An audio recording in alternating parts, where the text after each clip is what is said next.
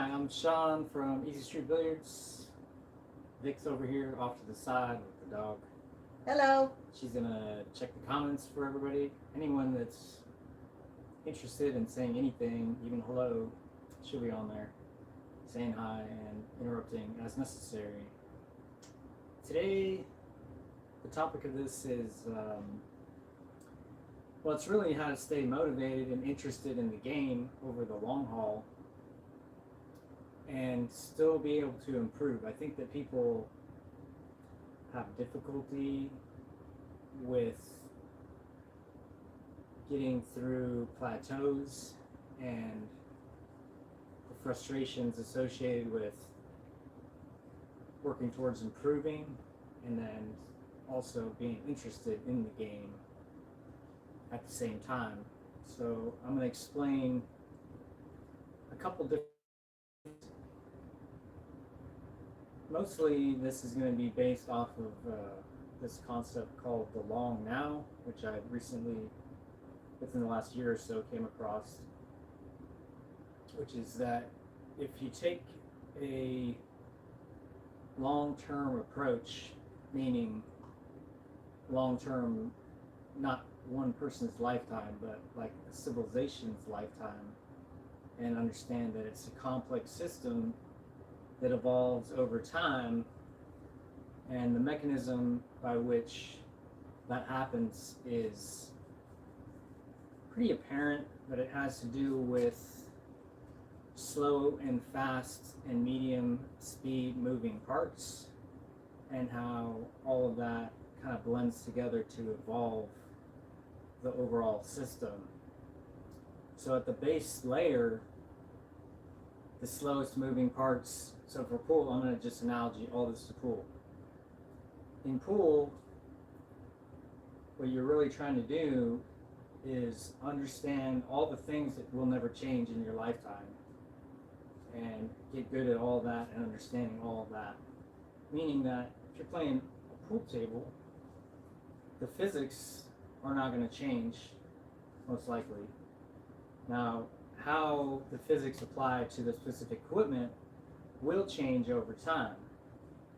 And in order to stay abreast of all of that and be able to incorporate that into your learning and getting better, you'll see that even though the physics don't change, the games will change, the rule sets will change, the equipment will change, and the faster moving parts of all that, i.e. like recently, I don't know if you all know that finally Shane Van Boening has gone away from Master Chalk and now is moving towards a newer chalk that uses, a little bit less debris on the table and is a little bit cleaner. And he's decided that that's what he wants to do after 40 years of playing pool. He's finally decided that Master Chalk is not the best chalk for him. And over the course of the last 15 years, I'd say since like maybe Kamui, I think, was the first chalk that I really saw that came out. It was a completely different kind of substance. And it initially was not that good, in my opinion. I mean, it had some benefits, definitely was, but it also had some drawbacks. And over the course of, since then, the chalk has evolved and gotten better and more useful. And now instead of it being like a fashion item, like, oh, I have $30 chalk, now everyone is playing with a chalk. Not everyone. Most people are playing with chalks that have, a little bit better layering or, all the stuff that's better than what was available before that had been probably in use for, I don't know, 80 to 100 years prior. And I don't know, I don't know enough about the past history. This is just an example of how something begins as a fad, and then over time, as it's become more obvious that it's better, as far as like gets the work, does the thing that we want it to do more effectively, more efficiently, whatever it is, becomes less fashionable and now more ingrained, and thus is like moves from what would be an outer layer I don't know if you can read, I'll just make this big, but if you think of it like layers, and then this is the foundational layer of like physics, then these move at different speeds. I'm going to use a different color. And in order for something to be on the outer layer, it's going to move very quickly, and then in order for it to get all the way down into a deeper layer, it takes time. And some of the things don't make it, you know, like some of the tricky, like bridge mechanisms, they're not helping anyone really be a better player. It might be useful or a novelty, and then after a while you're like, well, is it really going to help me be a better player than this bridge that's already been existing for, I don't know, hundreds of years? You know, like snooker bridges haven't evolved. You know, there's no reason for it. The technology is that, you know, there are some nice things about the newer ones, you know, and all the different things. My point being is that if you're trying to become a better player, some of that stuff is not really useful. However, it will keep you interested in the game, and I think people get a little bit too hung up on the novelty items, and then that becomes their reason why they're in the game, and they don't use those novelty items and look to see, okay, how is this thing going to increase my ability, which is your like ability, your overall ability is here, and in order for those things to embed themselves, you have to spend time on it. Like if you're working on your draw stroke, at the beginning it might just be, you know, if you're new, you can't even draw the ball. So now every time you hit below center, you have no idea what's going to happen. And then after you practice and practice and practice, it gradually embeds itself. And then, you know, once it gets down in this area, which is towards the center, it becomes part of the core of what you're able to do. And, you know, the chalk and all that, this technology is enhancing our ability to be able to change our game for the best in a permanent fashion. And that's why it has now become the norm. And then some stuff is just like not that useful, and it will not. And that's kind of the same thing as like, and these are all analogies for pool. It's there's a lot of different ways you can think of it, but you got. I think that the gist of what I'm speaking about is that if you want to become a better player, you need to focus on the things that are going to improve your knowledge of the physics and your ability to execute on the game, and understand that some of the things that you're using right now will change later. If you're reliant on specific rule sets so that you can then be more comfortable with what's going on, sooner or later the rule set will change, and then now you're going to have to relearn another rule set because other people are going to be like, well, now, for instance, like, you know, the last evolution of 9-ball is they went from 1 on the spot, and now the pros are breaking 9 on the spot. They've changed the break area from the whole back kitchen to a smaller area, and that's because the game's evolved, the players have gotten better, the equipment's gotten more consistent, and now they've wanted to increase the randomness of the rack, so that's why they've changed the way you have to break, which turned it into more of a skill break.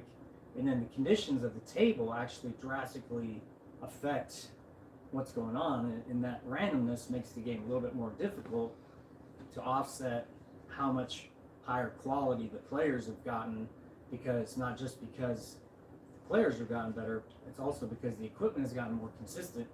40 years ago, there would be no reason to do all that because these things did not exist.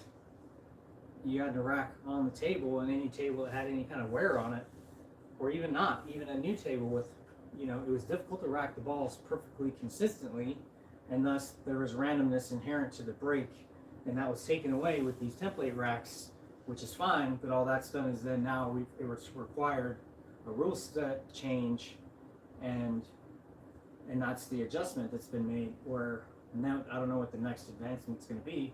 I'm not that guy, I just like to play.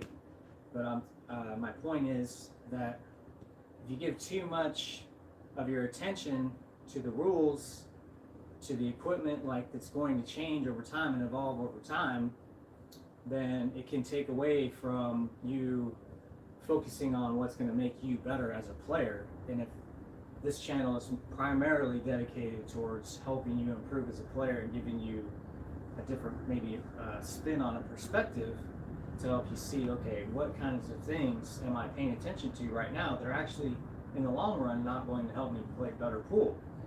And one of the long-term perspectives that I like to take is that I'm 47 years old myself right now. I've been playing pool for 30 years competitively, and my plan is to continue to do that until I can no longer do that. And I don't know how long that's going to be. I would say that many players that have been playing for 5 to 10 years most likely are going to continue to play as long as they can as well.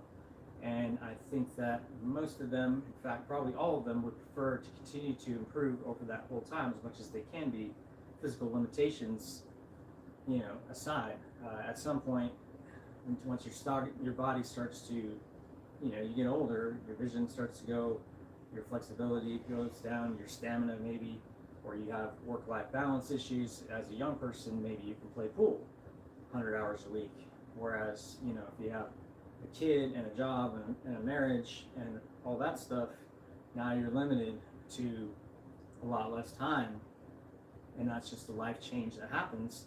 If you want to still continue to improve, then you need to focus on the things that are actually going to help you get better, and not focus on the distractions and the little things that, the little new trends, and that's all fun, it makes it interesting, and that's part of what helps you stay interested while you're evolving your game and getting better, is by focusing on, okay, how is this new thing going to help me get better?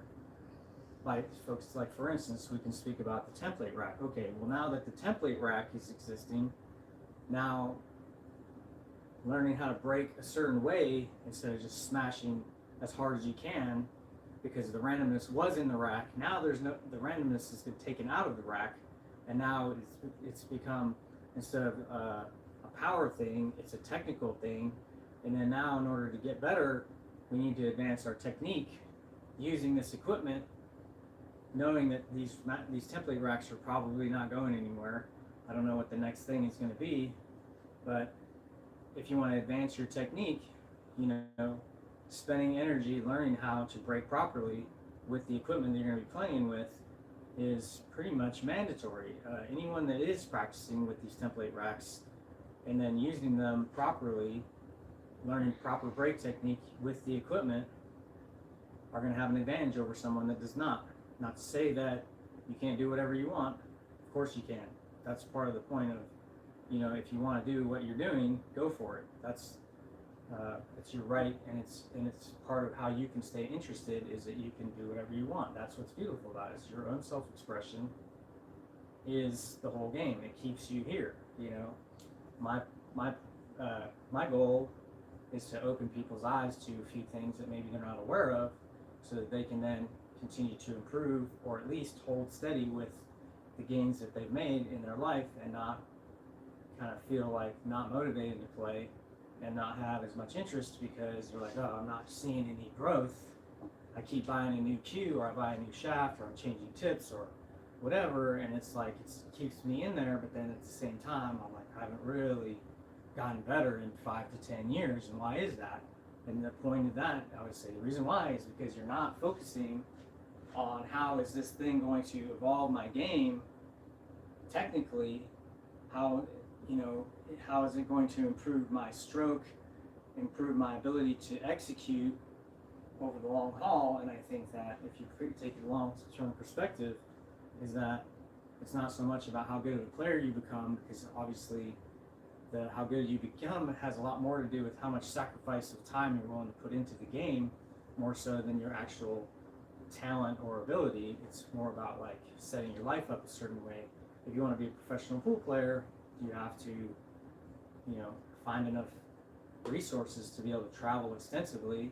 That's not cheap. So then you have to become a marketing whiz, or you have to put in so much time that it's undeniable that your ability is going to take you someplace, and other people will then see that, and then they will support you because they themselves have decided that they are not going to do that. They still love pool and they want to see great players, and they're going to support the younger players, the players that are actually committed to giving up, sacrificing so much for the game. And it's not required for every person to do that. It just has to be what you want, and this is part of understanding what the long-term goal is for you.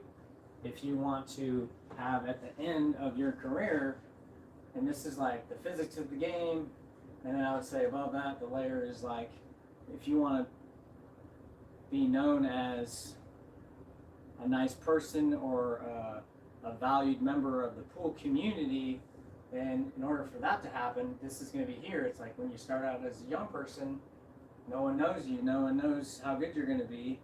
Even if you get really good, what will happen is that by the time you've exposed yourself so much to the community, they will have an idea of who you are, and your ability can be undeniable. However, your character is also undeniable, and I think that for myself, as a proponent of the game, as a person that wants to increase the amount of players playing pool, is that I want to help people understand that developing your character through the way that you play and the way that you behave in the game, and that the example that you set becomes really more important than how good you are, because at the end of the day, you're actually the only one that cares how good you play. No one else really cares about that. What they care about is whether or not you're an opponent that's respectful. They don't want to deal with the BS, all that stuff.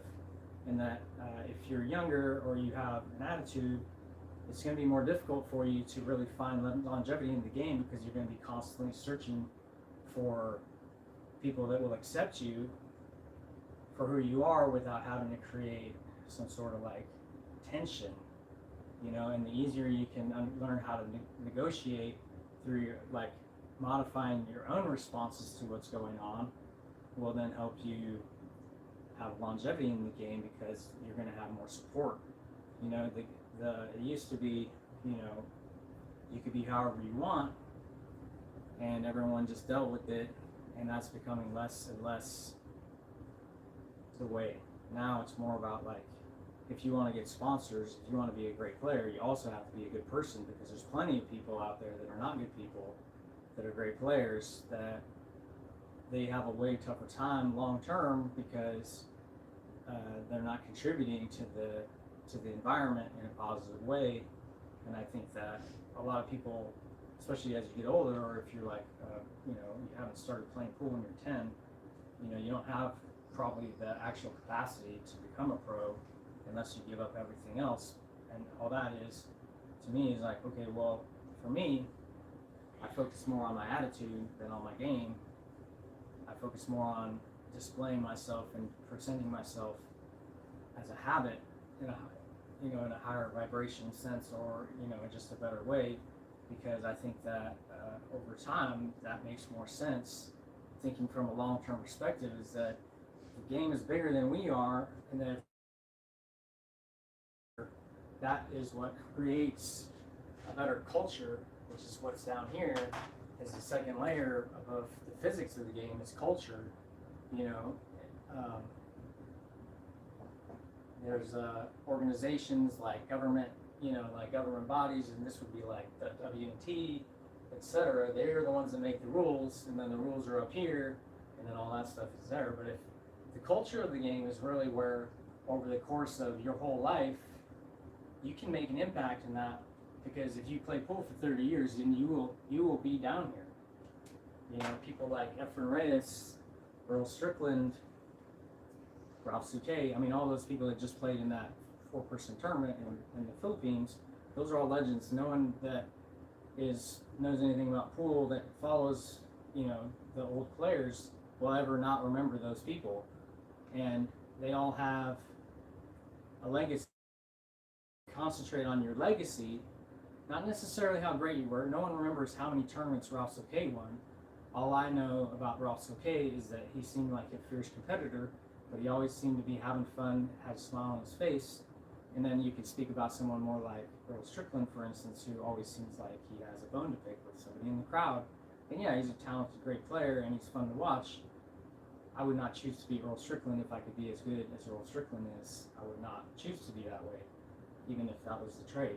To me, it's not a good trade, and I think that most people could agree that Earl Strickland is probably not having as much fun as Ross Duquet on a given day, because he's decided that his character is set. He doesn't want to evolve that part of it, and he feels like that's why he is a great player, and that's fine. Everyone's allowed to be exactly who they want to be. I'm not trying to set Earl Strickland as being like an example of who not to be, because I don't know him. I can't really judge him. It just seems to me as though when I see these videos that I would choose to be a different character, i.e. someone more like Efren Reyes or Francisco Bustamante or all these, Alex Pagulayan, who have, a little bit more of a friendly demeanor about them, and that to me that's important.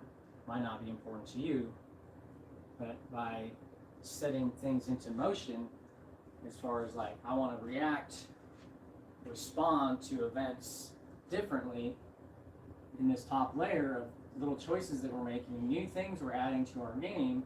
You make choices here, and then you spend time on it, and then it gets into these deeper layers, and eventually it's part of your character that is something that you don't even have to think about. It becomes who you are, and that is how it works, is by putting time in, adding it to a layer, and then it gets deeper and deeper and deeper. These faster moving layers, if you don't concentrate on focus on them, then they will just disappear. It's like if you want to lock in and learn a new shot, you actually need to spend enough time for it to penetrate into the depth of your game. You can practice it for a week, play in a competition or a match, or like focus on it for a long period of time, it'll just disappear, just like another fad. It was a fad in your game. If you want to be known as a great banker, for instance, or a great one pocket player or a great rotation player, you have to focus on that, because that will become your legacy, and that is all up to you. And in order for that to happen, you have to make decisions about what you're going to focus on, and they have to be so that, because this is what happens, is if you don't focus on certain things, it's like you're a little bit sloppy, and that's your thing. That sloppiness starts out as, oh, I just started playing pool and I'm not very good, and I'm a little bit sloppy, and that sloppiness will just continue to be in here, and then now you might be known as that guy that could have gotten there, but he just never figured out how to control his bad habits, and then that's still who you become. And I think that by kind of taking stock of what you want this layer to look like, the deeper layers at the long term of your life, then it becomes easy to make decisions about what happens up here and what not to look at and things like that. Because this is not just one aspect of pool. This is like everything about pool is like this, where it's like, for instance, if you love... Sorry. What's the comment? Mark says hi. He says the plateaus are rough as you advance. In the interest of community building, how do you think we can add visibility to Q Sports while building a positive image? Color of Money was great for exposure, but in a somewhat negative light. I would say that, well, speaking towards The Color of Money, the only reason that movie existed in the form that it did is because of the culture that existed at the time that the movie was made. The only reason why it was popular is because it was already happening, and then people that were aware of the trends saw that was the trend, and they capitalized on that trend. And with the way that this works in complex system, which is the original one, was the way that the civilization works, is that the second layer below the initial trend, like the fashion, what they call fashion, the second layer is commerce. So what happened is that gambling and all that stuff exists down here, but then once movies and stuff got popularized, then they took advantage of the fast and loose atmosphere of I can only speculate because I was young when it came out, but it was one of the reasons why I started playing pool. I think it had a lot to do with the way the economy was set up at the time. It seemed like there was more loose money, and that people were allowed to just throw it around a lot more and not have penalties. And then they took advantage of that through commerce, which is like how a lot of these things, like a new gadget comes out, it becomes a thing, and then someone immediately tries to sell it, and then once it kind of takes off, now that immediately more competitors arise, and then now you're competing for the same resources, and then it kind of either like takes off and gets like super popularized, i.e. chalk, or it just goes away and disappears because it's really not helping anyone do the thing. I don't know, it's like these training cue balls. How many have there ever been?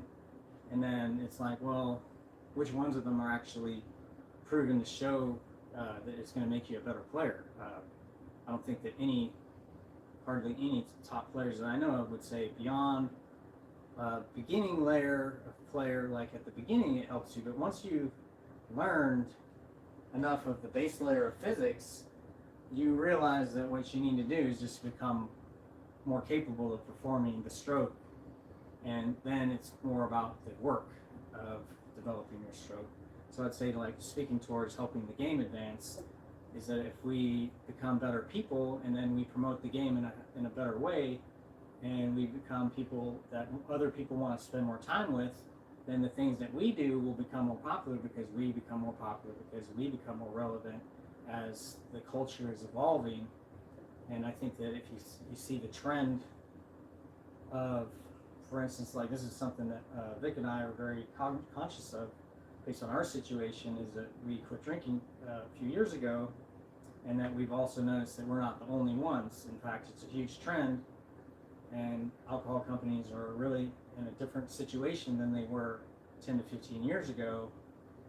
And the reason for that is because people are choosing to do other things with their money than drink, and partly we're part of that, and we're not promoting it, but we're promoting our own health, and that's what we're about. I'm not saying that drinking's unhealthy.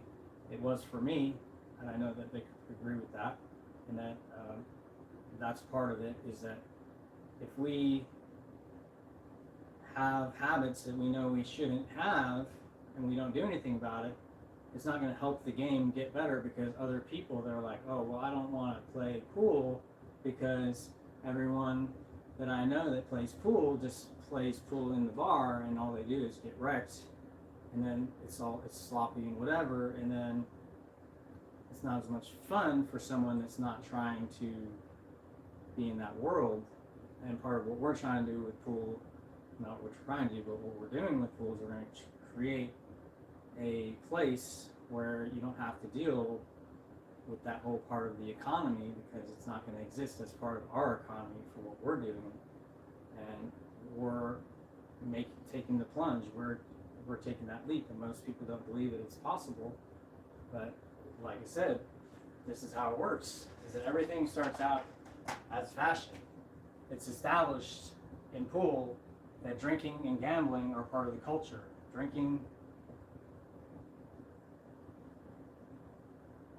Gambling is here. It's down here. It's part of the culture. You look at plenty of different groups. You can go on Facebook, and they are primarily centered around this activity, and that's where most of their following comes from, and that's totally fine. Any press is good press. That's my opinion. However, that's not who I am, and that's not really what I'm about anymore. So we're taking a new fashionable thing, which is what we're doing, is we're going to be over here, and we're going to spend time and energy, and at the end of our lives, 30 years from now, it's going to be part of the culture of the business. And my expectation is that by following what the new trends are, not with us as being 40-plus-year-old people, but if you look at the trends of the young people, the ones that are going to have all the money later, once we're older, they are not drinking as much. So because of that, we're going to create a business that allows people to not have to drink for it to survive. And that's basically the whole business model, is that we are expecting for people to want to play pool and not necessarily be associated with these two activities. But if we focus on these as being the center of our business, it will not happen. It'll just continue to be there. And I'm not saying that those things should go anywhere. I think that drinking and gambling are fine. I've done both, and I'll continue. Well, not drinking, but I'll continue to gamble at pool. In the sense of these challenge matches, I think are very interesting. They give people incentive to play, to practice, and to improve. And because of that, that's part of why it's in the culture. Is it's a way to make money at the game, and it's incentive to improve at the game, and that's why it is down here. Is because it's an avenue by which people can maintain their focus on improvement and getting to this layer of understanding the physics and your own technique deeply enough to where you can rely on it, because you're utilizing an activity that makes you spend enough time learning shots, learning strategies, learning things that would just be out here for you if you don't focus on them. And then over time, you're embedding them deeper and deeper and deeper into who you are. And then at the end of your career, you'll be known for certain things. And I'm not necessarily known for being a big gambler. I used to do a lot of challenge matches these days, and a few bucks is fine. I don't think that there's much difference for me between $5 pool, $100 pool, $500 pool. None of that's going to change my lifestyle. It's more about, like, to me, if you're going to try hard, I'm going to try hard. I respect effort. I give effort for people that give me effort, because I know that effort is what makes you better. So if you focus on trying to get better and working towards that, I'm all about that, and I reciprocate in kind. And that's what I want to be known for at the end of my life, at the end of my career. And that my hope for everyone is to start thinking long term. How long do I want to be in the game? If you have bad habits and unhealthy habits, maybe you don't stretch every day, that's going to accumulate over time, and then it will take you out of the game earlier than it would otherwise. And that's a decision that you're making through your daily habits. By choosing to act with the intent of having certain things happen at the end of your life, it will make your whole life way more your daily activities should be. If you have time set aside to improve at pool, and you really want to do that, then you got to take a little trick shot or whatever it is, and you're going to get so good at it to where you're going to use it in this situation or in a tournament or whatever. And if you can't, it's not going to help you in the long term. It might keep you playing, but if you want to get better, which is the focus of this, is improvement, right? But not just improving your technique, but improving yourself. Really more like a self-improvement activity and a way to test yourself without having any real consequences, i.e. like if racing cars or whatever, you can get better at that, but then there's real hazards, real consequences if you make mistakes when you're doing risky activities. And the nice thing about pool is that through competition, we get the thrill without having a real consequence. And understanding how that works is what makes pool one of those amazing games, where just being in a situation where you miss an easy shot, it can really frustrate you, make you feel all these feelings that you don't want to feel, and that if you take the bull by the horn, so to speak, and you realize that I'm feeling these feelings, one, because I'm not okay with missing, and two, because I know better. And then the third thing that you have to do is like, okay, what am I going to do about it is the question. And that leads you back to the situation where it's like, well, if I take what I can see is in front of me and I spend time on it, I can make it be part of me, that doesn't exist anymore. Instead of occasionally missing easy shots in pressure situations as being part of the culture of who I am, it becomes not a thing, because I've actually spent time on every single shot that I missed in a key situation. I've learned how to make that ball without even thinking about it. And And then I went and proved it in a tournament or a competition where someone was trying hard against me, and that's how I became a better player. And not just that, but in the way that I react, the way that I respond in these situations, also in play, where I'm not just going to throw a fit if I miss a ball, and then have everyone else feel some sort of way because I'm feeling some sort of way, and trying to make my energy expand out into the world in a way that I don't necessarily want, because I don't want to make other people feel uncomfortable around me. I want them to be comfortable around me. I want them to be able to perform at their best, because that's what's best for the game. It's not about me anymore. And it's not about one person. The pool is bigger than that.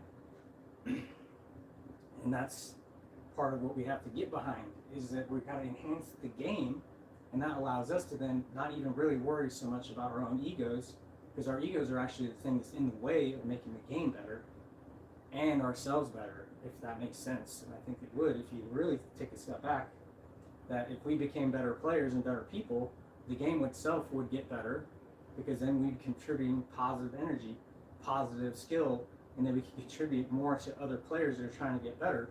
That's part of one of the reasons why I pivoted towards helping and coaching and not so much competition, because there's plenty of great players already out there to compete against.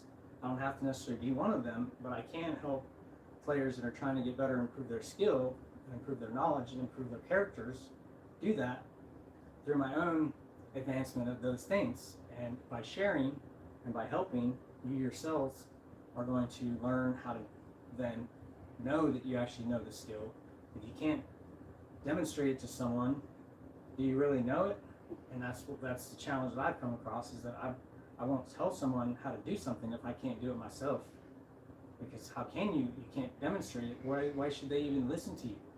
Partly I have to learn how to become a better player so that I can then help more people be like, oh, this is actually what I do in this situation, and it works, and this is why. And I have a whole system that I've spent time and energy figuring out, that's becoming part of the culture of how I am as a person, above the layer of the physics of all that stuff. But I'm developing constantly all these little things up here to make myself more of the person that I want to be at the end of my career pool, however long that is, including exterior lifestyle choices that I make as far as food that I put into my body, exercising, all the stuff, which is like just good for you anyways.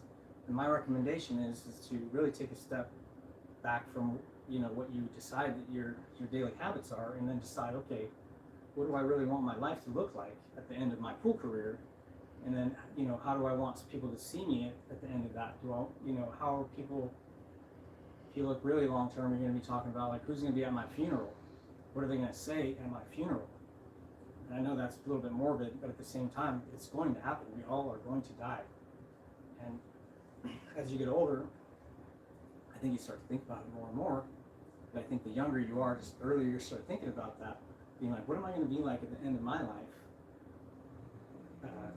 And I can tell a story about this. Is like, I grew up playing sports, and I'm not very big, but I had a lot of injuries.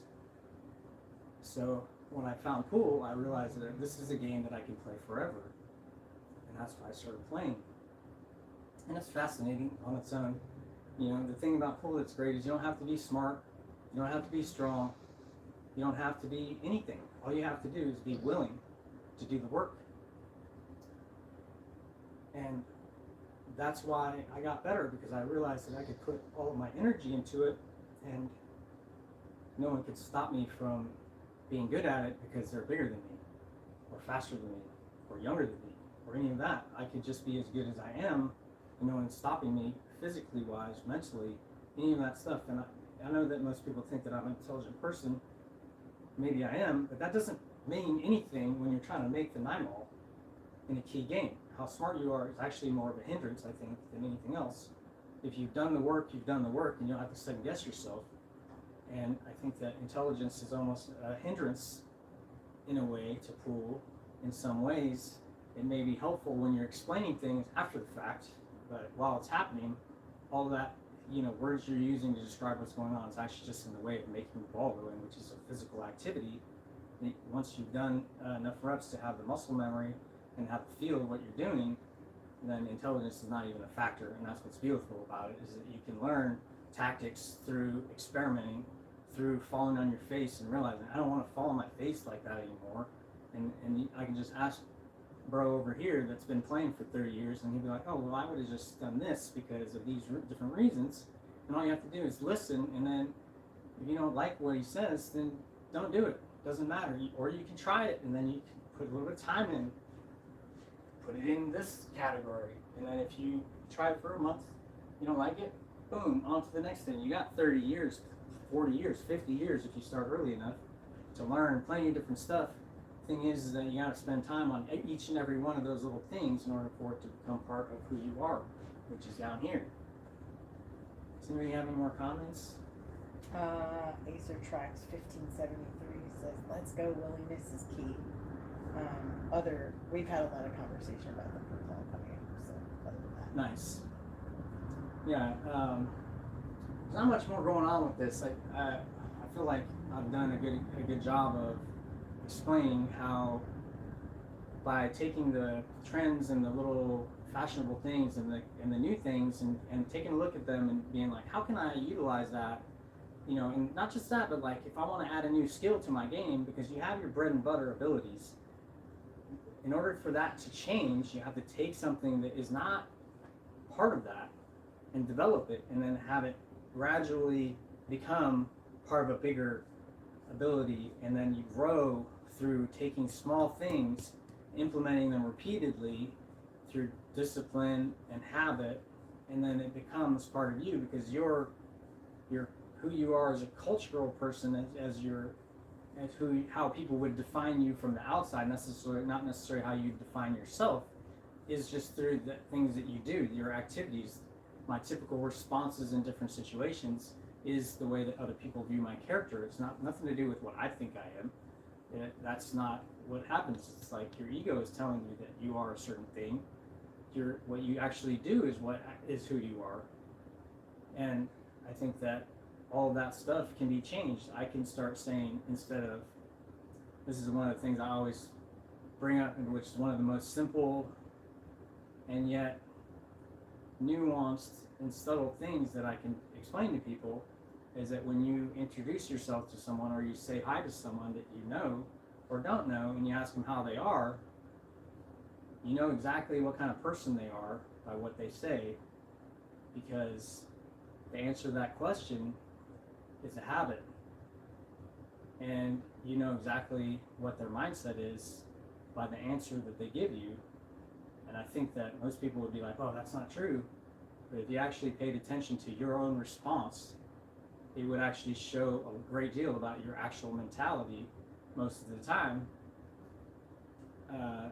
And because it's like, if someone walks into the pool hall and you're saying hi to them, if they're fully engaged with the activity of like seeing you, identifying you, being engaged with you, then they will be responding with, oh, I'm great, or I'm XYZ, how are you? Or they might go into some tirade about how terrible their day is going, and that all these bad things are happening to them. And understanding that the way you answer questions has to do with how your emotions are at the time. But I don't know, just Mark added a quote. Discipline is a vehicle for joy. Robert Fripp. discipline is a vehicle for joy. Mm-hmm. What's the Robert Fripp. Robert Fripp? Mm-hmm. Is the quote. Nice, that's a good one. Got to use it, you know. But back to the example, and this is just like I kind of like got a little bit in the rabbit hole there. But if people say, if I ask you how you are, and you say I'm okay or not bad,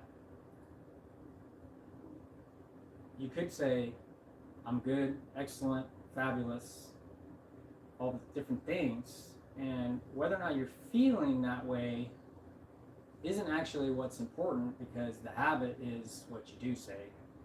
And by saying a lesser when you could say a greater, that itself is a habit. And I think that in terms of wanting to be better at pool, you always have to choose greater when you can, when you're aware of it.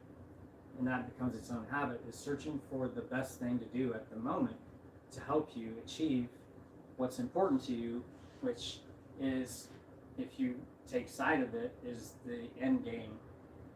And that by saying I'm okay or I'm not bad or things could be better, you're not putting yourself into a space where things are better. Because if you're waiting till tomorrow for things to be good, you'll keep waiting, because tomorrow is never happening. Your whole life exists in the now only. You know, in a certain sense, time is an illusion in the perspective of like, well, things did happen to you, but the past is in the past, and you can't return to that place, nor can you be there. And the same thing applies in the future. The only actual time that you can perceive directly is now. And then if you want to have your past be a good past, then if you take now and you make it a good now, then as the past becomes a thing, and you know, then that past will become a good past. And then if you're good now, that means that your future is going to be good, because as it comes to you, you're deciding that it's good. So that means that, well, why wouldn't it be good in the future if it's good now? Because the future never comes to you. It's always going to be now. It's like you have plans for things that are happening in the future. None of that is for sure. Nobody knows what's going to happen next. All you can do is control your responses, and all those responses are happening now. And if you can, take that perspective a little bit, which isn't necessary, I just think that it's an interesting thought experiment that you might try and see how that affects your pool game over time. If you look for opportunities for yourself to do better, then you'll see that that's how you get better. Because if you're always paying attention to all the bad things that are happening about your pool game, or all the negative things that happen, and not focusing on what we can do better, then we're trading a greater for a lesser. And I don't see how you can take a positive and then switch that for a negative and then enhance your life in any way. That's not to say that we can't observe the negative things or label the negative things as being such, and then be like, you know what, I don't want that anymore. But that whole purpose is to take that negative and then attach a positive future to that. And then again, that is a habit that will gradually over time permeate into the physicalness of who you are, and the habit of who you are at the core, the things that you don't have to think about, your automatic responses, which is ultimately how good you are at pool. Is like, well, in these situations, I step up to the plate and I get it done, or I don't, because of the habits that I've developed over time. And as a new player, obviously you don't have the habits of being able to do all that, but if you want to have those habits, you start very simply.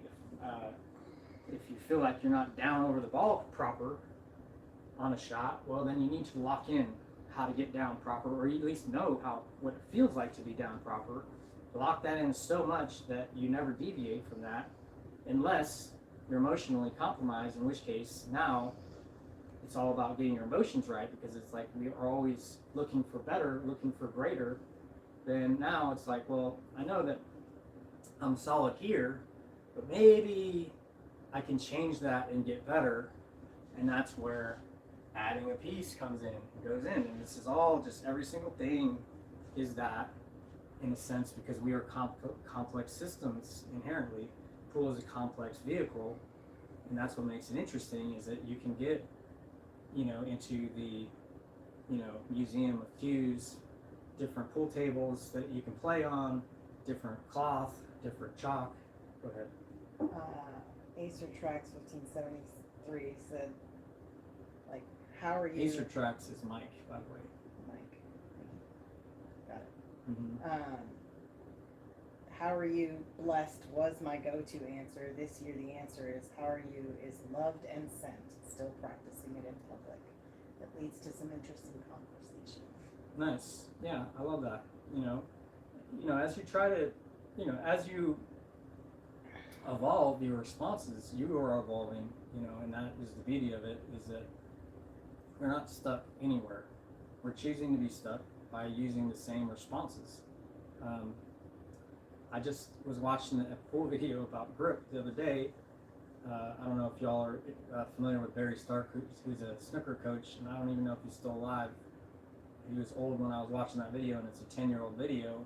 However, I've used a lot of his information to great effect, and he quoted Einstein, and he said, you know, the definition of insanity is doing the same thing repeatedly and expecting different results. And he said, I think that may be a little bit harsh, but I think the point is clear, which is that what we do is who we are, especially as we repeat those, because then we get used to our responses and our actions, and then we cease to identify them as being separate from who we are. And that kind of makes us insane if we're not paying attention to how we did it to ourselves, and that if we want something different to happen, all we have to do is try and make improvements through this system, which is why I'm bringing it up in here, because I think it's a very interesting, and yet I don't know what the word would be. It makes sense to me that this is actually how it works. I think it's easy to say that if you spend time today and you shoot 100 shots with right spin, which maybe not be your typical, I'm talking about every single shot, you just throw all the balls out, every single shot you hit with right English, the same cueing, with the same speed, I guarantee you that at the end of those 100 shots, that by hitting that ball in that exact same spot, you're going to learn something. And that if you were to continue that exercise for months, you might master exactly the throw, squirt, swerve, collision-induced throw, all the different things for that particular cueing, for that particular strike speed. Not to say that you got to be that guy, that OCD necessarily, where you're going to focus on one thing like that. I'm not going to say that I didn't do that, because I definitely did do that at one time. I've done a lot of different things just to see what would happen, not for any purpose other than to keep things interesting and to learn something that I didn't know, because I didn't know exactly what was going to happen if I practiced that. So I figured I'd try it, because you know what? I'm not going anywhere. Pool table's not going anywhere. I'm not quitting pool. I can work on anything that I want to, and and as you realize that you can actually do whatever you want in the game, and no one actually cares except for you. Now what matters is, what do you really care about? And that's where, for me, I'm a student of the game, I'm a lifelong learner, so it doesn't really matter what I'm learning as long as I'm learning. And then at some point I got around to learning how to win, and I got pretty successful with that.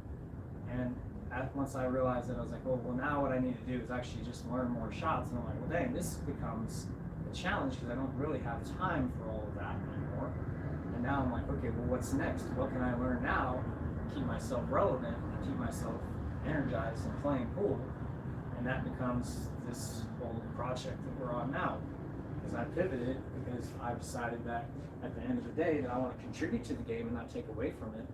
And that by doing, learning things and then helping other people learn them more easily than I did myself through trial and error, now I can expose people to the key concepts that I've learned that have helped me be good through my education. I have an engineering degree from a four-year university, and I've used the knowledge and schooling that I've gotten there to create a system that I use to do everything that I do in pool. And I don't have to have you go to four-year university to listen to me for 20 minutes and explain exactly all my thought processes for that. You can just listen to me and I'll tell you, and then you can either use it, work on it, or you can let it go. And I don't really care, because it's not necessarily useful for everyone. That's the thing. It's like, there's other people out there helping people play pool, and that are easily as good as me, and they're also benefiting the pool world. And I'm not the guy that's going to be like, oh, you need to take lessons from me versus that guy because I'm a better player than he is. That doesn't mean I'm a better teacher, better coach. I'm as good as I can be, and I'm improving at that through my energy that I'm putting in towards changing the culture of the game. Where when I came up, it was more about, you had to pay for lessons the hard way, where no one gave you anything. You had to watch and learn, and they wouldn't show you anything unless you were playing for it. And that was just how it was. You had to give people money, and they'd show you one thing, and then you either figured it out or you didn't. And then once in a while, if they really liked you, they would hook you up with something. But normally that was a play for something else, because the people that seemed like were good at pool back in the day were hiding that information because they didn't have any other way that they felt like trying to make money. And, you know, that's just how it was. And I'm helping to change that and make everything free as much as possible, and easier access, and through that. And, you know, that's just how I want to be. It's like, if you see me on the street, not necessarily on the street, but on the pool, you know, in the pool hall or whatever, you know, you can ask me a question and I'll go ahead and answer. And yeah, I do paid lessons and all that stuff too, but that doesn't mean there's not infinite things to talk about. There's always more to talk about. And at the end of the day, what matters is what work are you willing to do, not what things are you willing to hear me say. You can have information, that doesn't make you better. That's the secret, is that I can tell you everything that you need to know to be a good player in 20 minutes. The problem is that if you don't use all that information and experience it yourself and then validate it or invalidate it, you'll have no idea if it's true or not. And that's really what the magic is that it can or cannot be true. It's all based on what you do and who you want to become, you know. And I think that's about it for that. 2 minutes left. All right, well, if you guys are all interested in more future content, we do have the school group, should be in the pinned comments. We're doing a lot of live streams for competition matches, so if you live local to Tacoma, you want to play on this table, you want to get me to commentate with Vic, other commentators, you have opponents you'd like to play, you're trying to improve, contact us through ESB, Facebook, etc. We appreciate any likes, subscribes, etc. Share, you know, help grow the channel.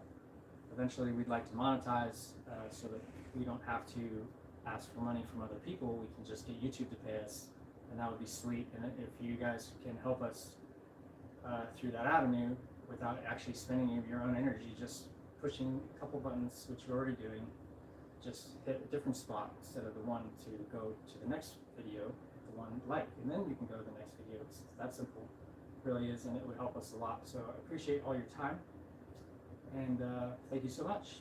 Have a good one.